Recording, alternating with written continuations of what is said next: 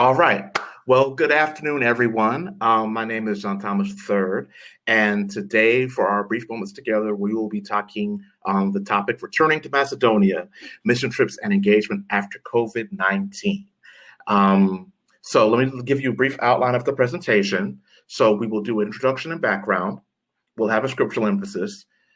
This is a church conference, and I always believe that whenever we're talking in a church conference setting, we need to have something either stated or known about the word we're basing this on. The mission trips, an overview, mission trips and the Black church, expanding our understanding of missions, and next steps. Okay? So, introduction and background. A little bit about me and where this presentation comes from. And yes, that is me on the side on a mule. So how did I become a missionary? Well, in 2002, 2001 rather, I went to the Dominican Republic as part of a study abroad program with Spelman. And I noticed that we had AME churches there. I'm an AME. And I talked to some of our pastors, and there really wasn't a link with the United States. People came to our meetings and came for our meetings, but they really didn't feel connected to the AME Church in the United States. So I talked to the bishop, who at the time was a family friend, Bishop DeVoe, and he said, well, we have this program that you could apply for to help you stay on site for a few weeks. So I applied and was accepted in 2002. I spent 6 weeks in the Dominican Republic as a missionary. And that is me on a mule visiting one of our churches called Lighthouse AME, or Fara de Luz. And I went to visit the 30 churches we had. I walked with both of our presiding elders, that's the middle management, the bishop's assistants. And I basically tried to help them to understand more about the AME Church in general, and also translate materials into Spanish for the AMEs there. I would go back to the Dominican Republic several times over the next, 10 years, from 2002 to 2012. And I worked as assisting the bishop up until 2012, which at that point, my duties turned over to someone else. But basically, the takeaway is that I went back and forth to the Dominican Republic for many, many years, helping to work with them. So how did it experience and influence my life? Well, I can say this. The closest times I felt to God in my walk as a Christian were when I was in the Dominican Republic. And it was something about being there on an assignment to work and to do work for God that I really was a clear thing. It was like, you're here, you're working, you're engaged. And I just had the sense of purpose that I felt before, but never quite concentrated in there. And I would go on to also work with various other mission endeavors, including the World Methodist Council. The t-shirt I have on today is a t-shirt that I got in Brazil. I have tons of t-shirts in my closet that I got working with the World Methodist Council, visiting the Brazilian Methodist Church youth group. So I was able to take my love of being internationally engaged and work with other groups. And eventually I was elected to work with the World Methodist Council as the Youth and Young Adult Coordinator. And in that job, I was responsible for helping youth groups and Methodist churches all around the world talk to each other and get to know each other. And one of the things that I found was that the missionary impulse is very strong among young Methodist groups all around the world. In Brazil, there was a school of missionary training for Methodist youth. And one of the things I'll talk about today is that sometimes we think mission trips are this U.S.-centric phenomenon, but there are missionaries all over the world, to the point that some countries have started sending missionaries to the United States. It's interesting. You have some Latino areas in the Caribbean that have started sending missionaries to the U.S. to help evangelize Latinos here. Where did this presentation come from? Presentation came from a conversation I was having with LaKesha Womack about, the Black church and do we do missions? How will we do missions? What does it look like? Because we have this fixed idea of a mission trip. And what does that look like after COVID-19? When, for a variety of reasons, getting on a plane to go sit with someone is something that will not happen for a very long time. And also, I should say that missions are a love of mine, a passion of mine, but my main project, my main calling in the AME Church has been to serve in the writing ministry. And I currently serve as the editor of the Christian Recorder, the official newspaper of the AME Church. So I'm talking about this from a standpoint of someone who is passionate, someone who has worked, but my job is editor of our newspaper. To get the point, what will we not cover? So in this project, we're not going to talk about how to build a mission project. We're not going to talk about here are 25 links to organizations, because I think as we go through the presentation, you will find that you know who you want to serve. People know who they want to serve. It's about our mindsets and where we want to go. But what we will talk about is our mission mindset. And even though there was no coordination between the keynotes, except that we know that we're speaking, I was glad to hear Professor De La Torre's message today, because there are some things that we'll talk about here and how we need to change our mindset for missions. So we'll be covering the mission mindset, and we'll go over some tools, but no, we're not going to have spreadsheets for you to take away to do a mission project, because I think most of us, there are tons of good resources out there to do that. And this today is about speaking about how we get a missionary mindset. Okay, so moving on. Scriptural emphasis, the Macedonian call. So we know that the Macedonian call comes from Paul, and he was dreaming one night, and he saw a man in Macedonia saying to him, "Come over to Macedonia and help us."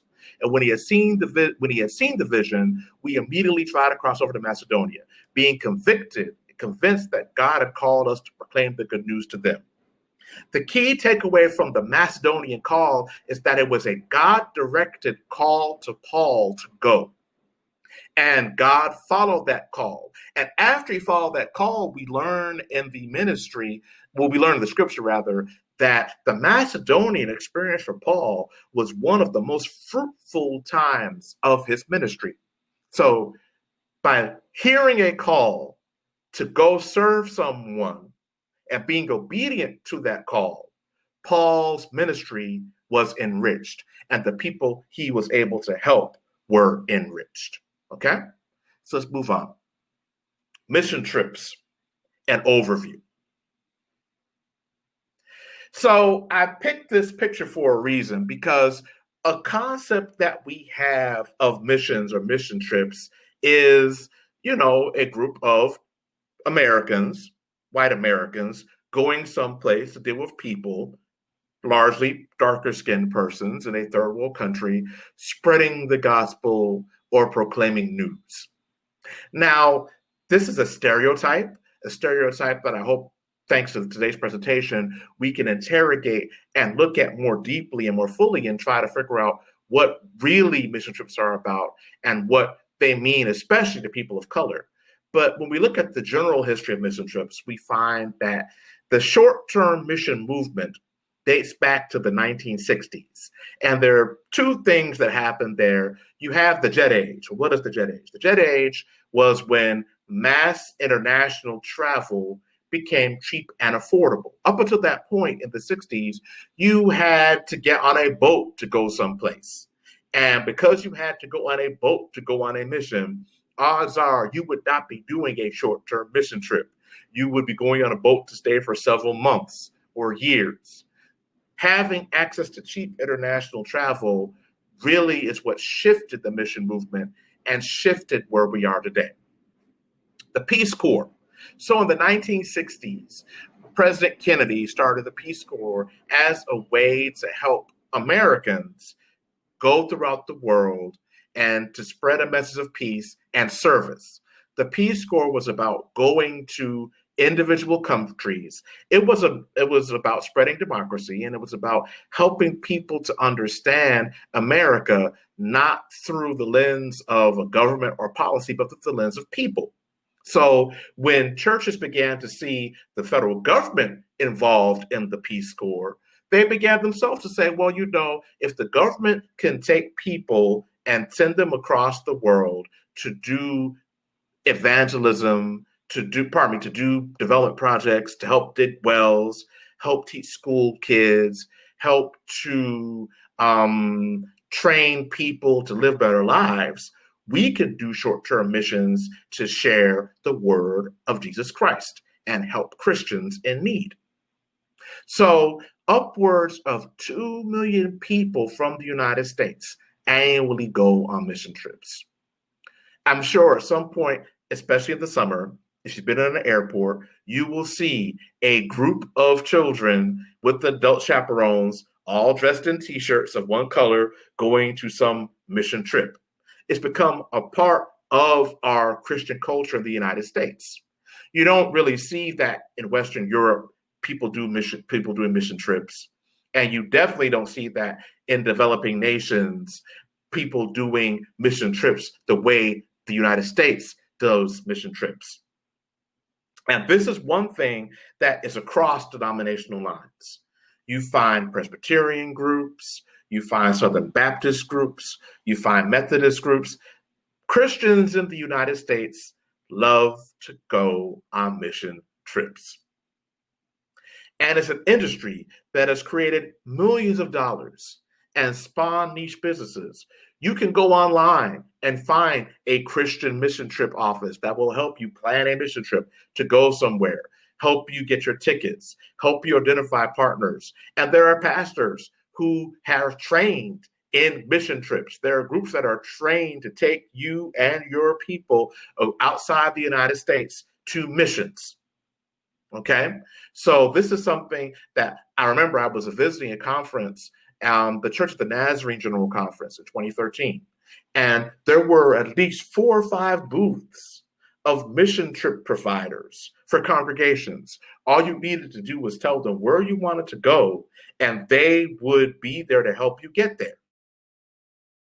Now, going back to the photo that we have and the person that we're looking at, this idea of our mission trips a type of paternalism and neocolonialism. So remember in the beginning I said, let's look at De La Torre's message that we were getting this morning. Miguel De La Torre challenged us. He said this message was for the Black and brown people on the call. This wasn't a message directed to white North Americans, but thinking about what it means and the image we have of mission trips, of people, of white people in this picture going abroad to help someone who is somewhere else. There is a certain latent paternalism, the us helping them, the we're going to help you. And, you know, that's played upon. I'm sure remember the Save the Children ads. You remember these groups that engage in the business of, of the business of poverty, the business of marketing poverty, the business of, now mind you, these things are done supposedly and with a good intent, I believe, but we always be mindful of the message and what we're doing. And neocolonialism. There are some areas that have grown so dependent on mission trips that they build their budgets around when is the group coming? When are they going to be here? We need them to do X, Y, Z. So even though an intent to evangelize, an intent to share the gospel, an intent to get out of your comfort zone and go somewhere turns into this paternalistic neocolonial enterprise. For instance, De La Torre in his message this morning talked about how the othering of poverty, how one of his white students in Cuba was looking for the hope. They were looking for some sort of place to put God and ignoring the system. Time and time again, I've heard people going on the strip saying, oh, we're so blessed to be American because they were so poor when we saw them. And that is a problem if you're going on a mission trip and one of your takeaways is God has been good to me because they're poor. That's a problem. But that's a part of the mission trip culture from time to time. Okay? So we'll on to our next slide. Mission trips and the Black church. Now, first of all, this photo right here is of a friend of mine, the Reverend Carlos Perkins, who currently is an AME pastor in Indianapolis, leading a mission trip from his AME church to the Dominican Republic. To Jamaica. And the pastor the man beside him, the light-skinned man beside him, is the pastor of the local church, Reverend Shalwin Reynolds. So I wanted to show this to show that Black people do mission trips as well. Black people engaged in mission trips. So even though the primary narrative has been mission trips are these white groups going across the seas to do this work, Black people do mission trips too. So, and in fact, the Black church as an institution had an interest in missions from early on in its inception. The AME Church, of which I'm a member, sent its first missionary outside the United States in 1822 to Haiti. And in the 1880s, the Loch Carey Missionary Baptist Convention was founded because a group of Baptist ministers, Black Baptist ministers, wanted to have a sustained mission endeavor to encourage their members to get outside of the country. So, in other words, while the dominant narrative tells us that Black people are not part of these mission trips, because again, you go on the airport, you see primarily large white churches going on these mission trips and coming back. Black people have always been engaged in missions. We've always been concerned with spreading the gospel. But, and also furthermore, to my second point, we have this new wave of Black people wanting to travel. Before the COVID pandemic hit, over the last 10 years, 10 to 15 years, there was this group called Nomadness Travel that engaged Black travelers and helping people to live a life with a passport. At the beginning of this year, with the Year of Return in Ghana, hundreds, thousands of Black people were in Ghana traveling to visit Africa, a country in Africa. Black people are traveling more, especially Generation Z. So with Black people now more willing to leave the United States, travel with the passport, learn more about the world around them, does that mean we have more Black church mission trips? Well, there's some challenges to why Black churches, even though they've always been mission-minded, don't necessarily engage in mission trips. So first, let's look at resources. Mission trips are expensive. Mission trips need resources. And we just have to face the fact that white churches are more adapted to raising money for mission trips. Black churches raise money, but raise money for other things. They'll raise money for physical improvements. They'll raise money for scholarships. They'll raise money to send the kids to a meeting. That's a big thing in the AME context. But in terms of actual raising money for a mission trip or for missions, that's something that you really don't see in many African-American congregations. Training. And again, just to go back to resources, that's not because we can't, not because we don't, but it's because it's not viewed as something that we normally do, this mission trip outreach. Training. Many of the mission resources, that's why I'll try to find some links to give you all, but in all actuality, most of the mission training resources you'll find are for predominantly white churches. And so when you want to do a mission project, if a Black church wants to go do something, the training, who can help me figure this out? Who can help me set this up? That's something that in our context really it's something that we're still learning how to do. And exposure. Again, I'm part of the AME Church. And in the AME Church, one of the blessings we have is that we're a connectional church. And what that means is that we're international and global. So I can find a church in Haiti, a church in Botswana, a church in South Africa that I'd want to partner with.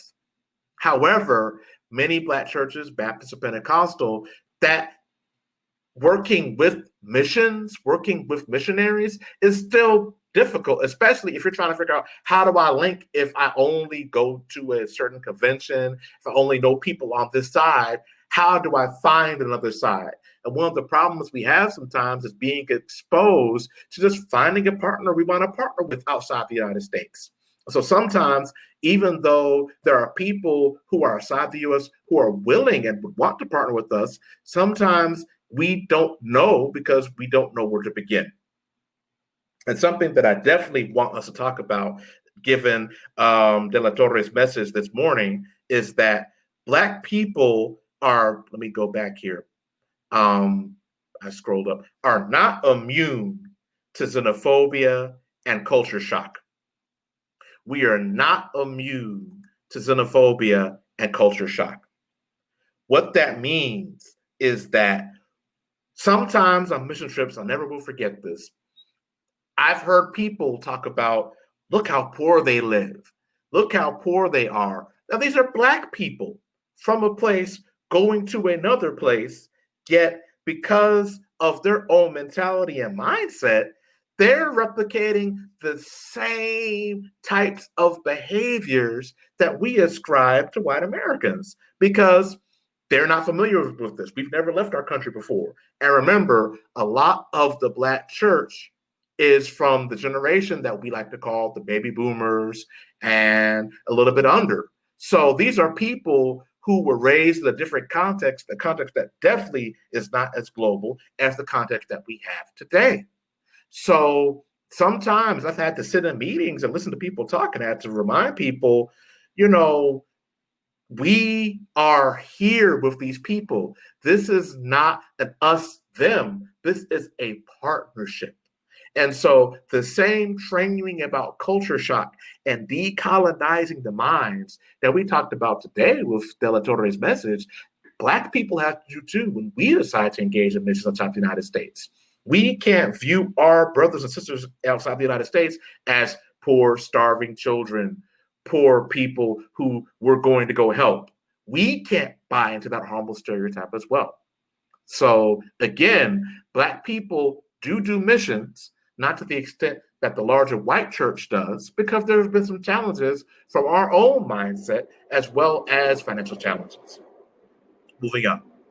So expanding our understanding of missions, communicating, connecting, and creating.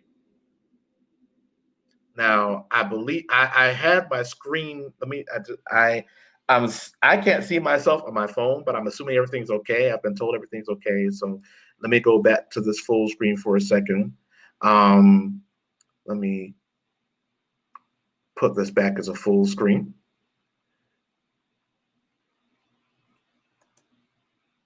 Expanding our understanding of missions, okay? Connecting. When you engage in missions, you have to ask, who are our partners? Who are we going to work with? Who are we working with? What do we have in common? So, for instance, there was a mission group that wanted to go to the Dominican Republic. And one of the first things that I talked to them about is, don't look at this as an us versus them thing. Look at this as a, we have something to share together. What do we have in common? Because remember, in the Macedonian call, the people of Macedonia asked Paul to come help them, but they were equal believers as Paul. So they were asking for a brother, not a father, to come work with them. And how can we share the experience? Too often I've seen in mission projects, especially we as Black people sometimes adopt that mindset of, we're going to go help. This is us for here. We're here to give you all this stuff. What can you share in the experience? One of the things that I've always told people when they do mission projects is make sure that this is a time where you benefit from where you are, where the people you work with get to partner with you.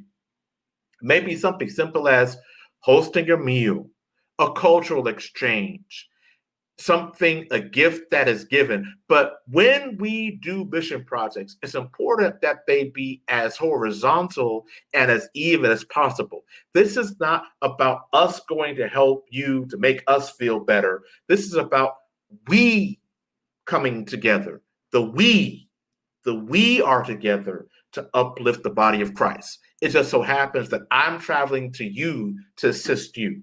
Which brings me to my next point, communicating. Communication is key.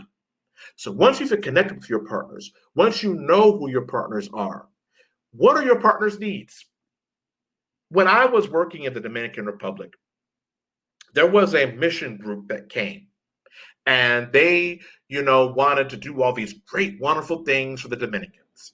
And they decided that they were going to bring school supplies for one of the schools. It was a great idea, terrific idea. And so they brought bags and bags and bags and bags of stuff on the plane. And at that time, you had to still pay. You were paying. So each one of these bags cost them $25 plus the school supplies they brought at Walmart. So I was talking to the lead partner one night after it was, mind you, I was the translator. I wasn't involved in that decision. I was just the translator at that point. And the lead partner said to me of the trip, he said, it would have been helpful if they had asked us. We're appreciative. We will always be appreciative of these supplies, but our supermarkets work too.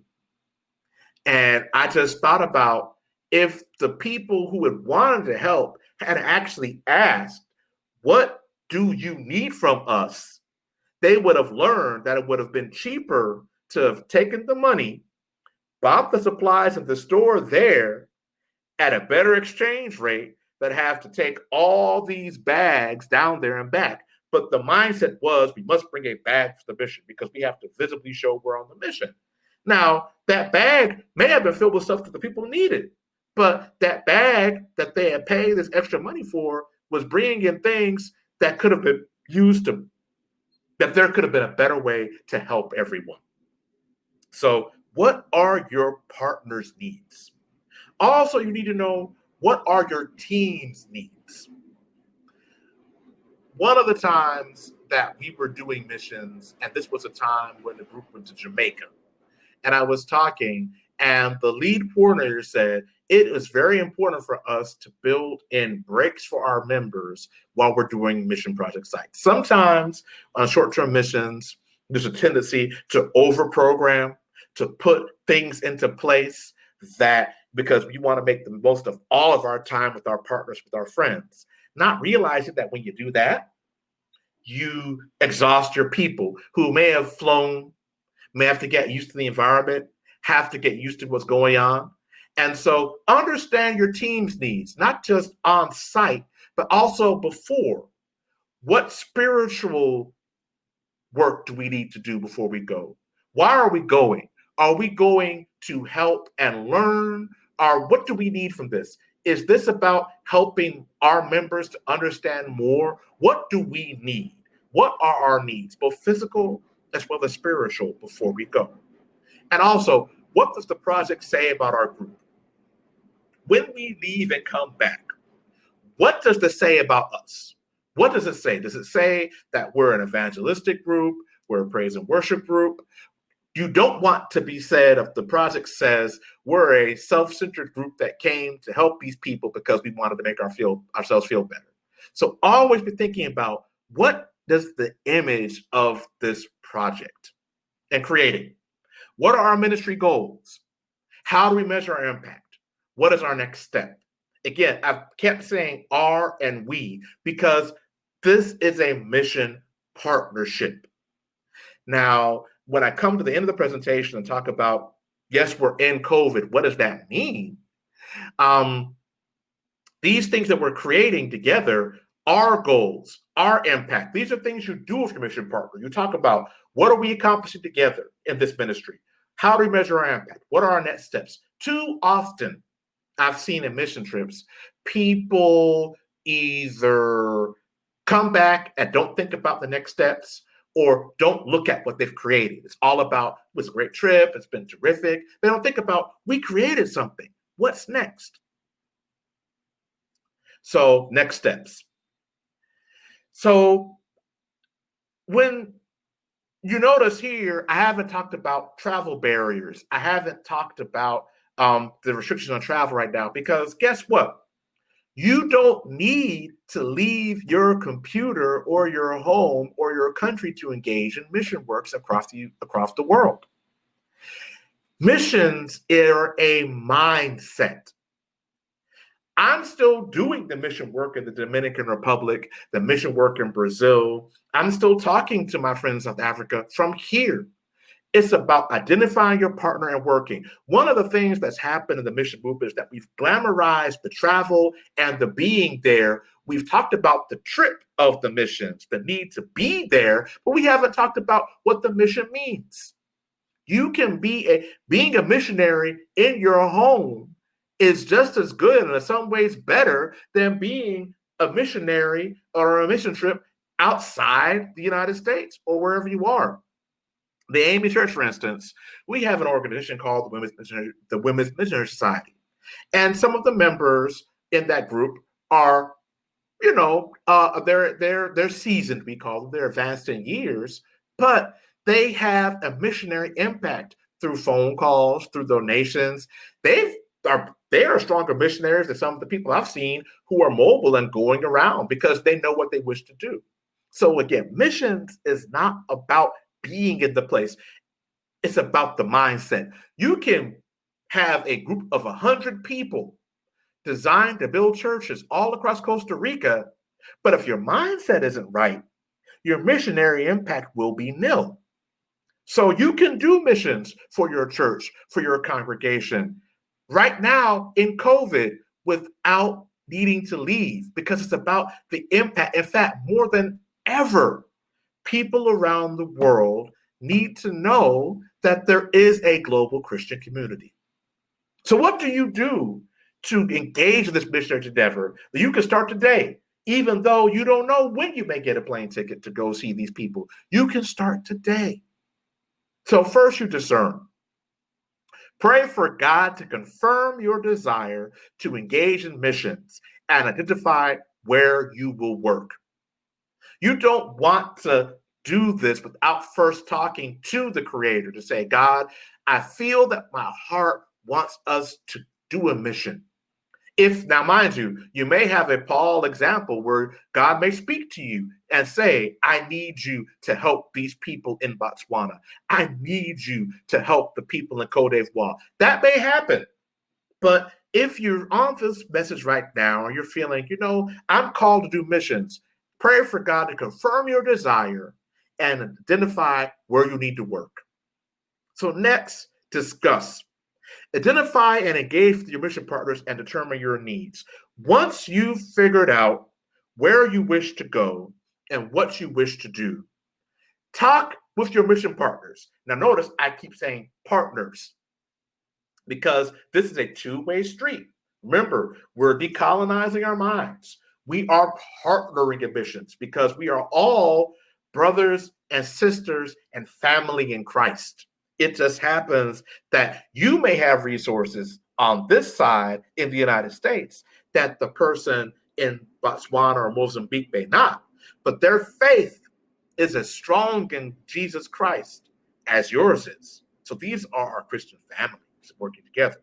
So talk with your partners, figure out what your needs are. And again, like we said in the previous slide, you need to know your team's needs. What does your team need? What does your partner need? And figure out and elaborate a plan. I remember one mission project I was looking at, and one of the issues was that the mission team hadn't done a good job amongst itself of figuring out what it needed. So when it got to the country, they were kind of confused. They were like, we wanted to paint houses. We wanted to see kids. And the people on the ground said, well, you didn't tell us that. You said you were coming. And so we had you do certain things, but we didn't know what you needed. And so we had you do things. Discuss. Communication is important. Next, after you discern with God, discuss clearly to identify your mission, what you wish to engage with, develop. Set a goal for your project and continually engage your congregation and your partners. Clear objectives, clear benchmarks and guidelines. So a virtual mission project. We have identified a church in Nicaragua that we're helping to do a ministry, and we want to raise X amount of dollars or have X amount of prayer partners to do this with them. Set a goal for your project and a timeline for your project. Develop this out clearly because, again, because you will be dealing with a different cultural context, there are things that you think were clear may not be as clear as you thought. And debrief. So evaluate how the project impacted the spiritual life of the participants and if the tangible goals were achieved. Again, above all else, a mission project is about evangelism and about glorifying God and strengthening the bonds of the Christian family, whether it's in your own denomination or just a sister church somewhere else. So it's important that you look at how is the spiritual life changed. I can tell you the missions trips changed my life. And not because I thought that there were poor people in a country and I thank God for all that I had in America. No, the missions trips helped me to learn how to pray better, how to seek a deeper walk with God, and to really, really seek God's face as to what my purpose was in life and what the path was for me. Your spiritual development may be different, but I can tell you one thing. After this project, which is a godly endeavor, you need to evaluate how it impacted your spiritual life. And of course, you need to look at the tangible goals and see, were we able to make that contribution? Were we able to have the partnership? Were we able to have the impact that we wanted to have? And if not, what can we do better? And remember, this is a partnership. Sometimes we like to think of mission trips. That's why it's so tough for people to think, well, how can I go build a church in the middle of COVID? Because we're so attached to the idea of going someplace. A partnership is not just going to do. A partnership is about working together, strengthening community. You can build a mission-minded community with people outside the United States and not even leave this country. And I think because of COVID, we've been challenged to see how can we get outside of our walls when we can't even be inside of our walls. So I want to close with this graphic. Thank you. And you see this person, and I found a person this is a person of color. This is not a white person, it looks like, who leaving the church to go into the world. We, as the church in COVID, have been challenged to go into the world in a way we never have before. And the traditional concept of the mission trip, this packing up your suitcase and going to another country, is not something we can easily do right now. But you can find ways to engage with partners who have real needs even now. People need people to pray for them. People need people to work with them. People need, and yes, our congregations are hurting, but imagine other countries where they don't have the economic resources that we have in the United States. In South Africa, for instance, many of we've had to develop a food bank for pastors because the churches are closed and the online ministry opportunities aren't like what they are in the United States. So be creative, but understand missions never were about going to the country. That's tourism. Missions are about deepening and growing your relationship with God and also expanding and strengthening our Christian family. Thank you. And on the time left, I'm open to take questions. All right, I'll turn it back over to Imani, and if there are any questions, let me know.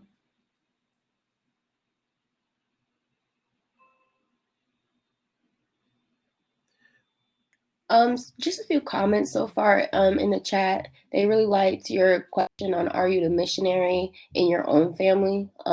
That's a very powerful question to ask ourselves. I guess I had a personal question when I was listening. Go ahead.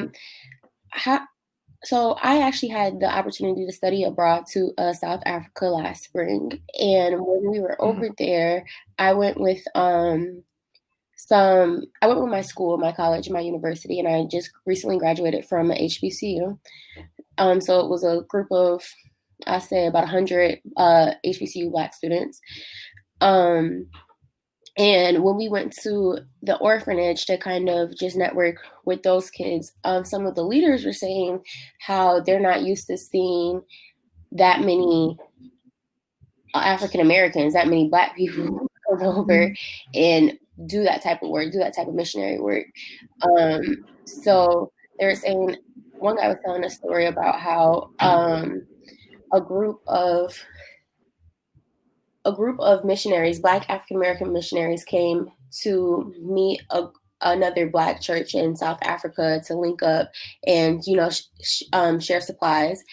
And I guess the African Black church, they were wandering around for like hours, or driving around for hours for these missionaries that they were looking for. And finally they found them. They're like, oh, well, we didn't know that you guys were the missionaries, because, not to be funny, but to be honest, we were looking for a group of white people. We didn't think that it was you guys. So how do we also, like, I know, of course, we have to do more mission trips on our behalf and just have a bigger presence on our motherland. But how do we, I guess, reach out to our African brothers and sisters to let them know that we're still in support with them, and to actually be able to have them identify us as like missionaries too, I guess? Well, that's a good question. That's why I started with the photo of the white girl holding the Black boy's hand, because unfortunately, the predominant narrative of mission trips is a bunch of white kids from Utah throwing on some T-shirts and going out. I mean, the Mormon Church, I mean, they have they have a musical about being missionaries. So Black people have always been. It's just, as with so many things, they don't see us in the narrative. So I think the first step is also some decolonizing on both sides, because we have to, the same way they had to have their own aha moment of like, oh, Black people can be missionaries too. That's something that we're not used to.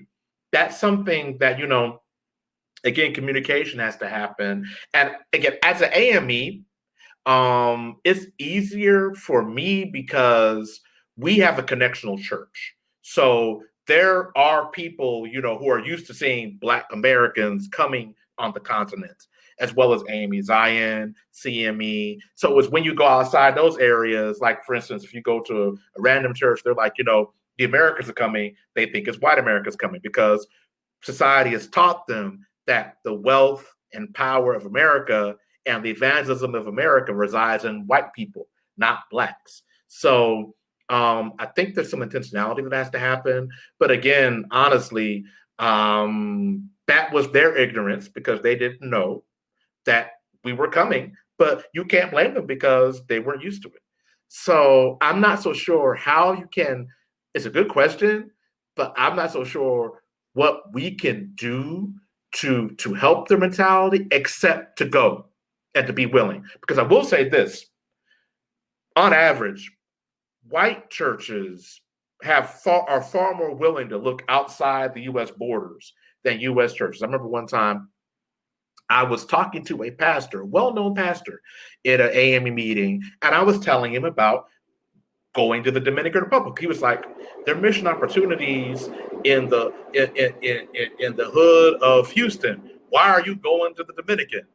And I had to tell him that God called me to go outside the country. I'm not negating the poverty in the United States, but my calling is to go help outside. It's not a both and. It's not an either situation. It's both and. So I think that we have to be intentional about going so that they see more of us. And when people outside the U.S. see more Black people doing this type of work, they'll see us at the ground. But again, it's a steep slope, because for many years it's been a white person going over, because Black people, quite frankly, were able to leave the U.S. because we didn't have the economic resources, and we were busy taking care of our own communities. It's only recently that we've been able to really look outside. And another thing I'll say about that is that we have to look outside, but with the liberation mindset. That's why I really appreciated De La Torre's message this morning, because we can't replicate the same European biases outside the United States when we go do mission work that happen in our communities here. We can't turn into non-hyphenated Americans when we leave outside the United States. We have to still have our mindset and realize certain things. So that's what I would say about that question. But again, it's a fact, and I hope it gets better. but it only could get better with time and with us wanting to reach out. So that's all I have on that.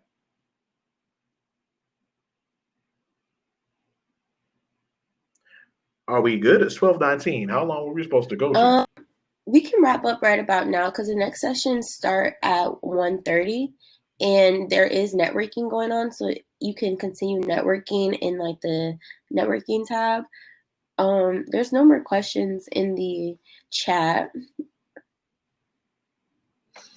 All right. Well, I think we have, this has been about 40 minutes. I did my 40 minutes and I could talk, but I mean, I would just say in closing for the recording that we have to be mindful of our own biases when it comes to mission work.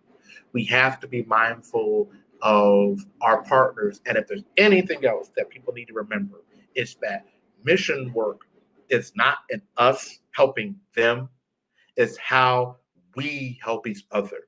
And especially for African Americans, we have to be mindful that we don't replicate harmful ideologies that we suffer every day. So that's basically what I would have to say. So thank you everyone for watching. Thank you for being here. I hope the recording blesses someone. Thank you, Imani, for moderating. That's all I have.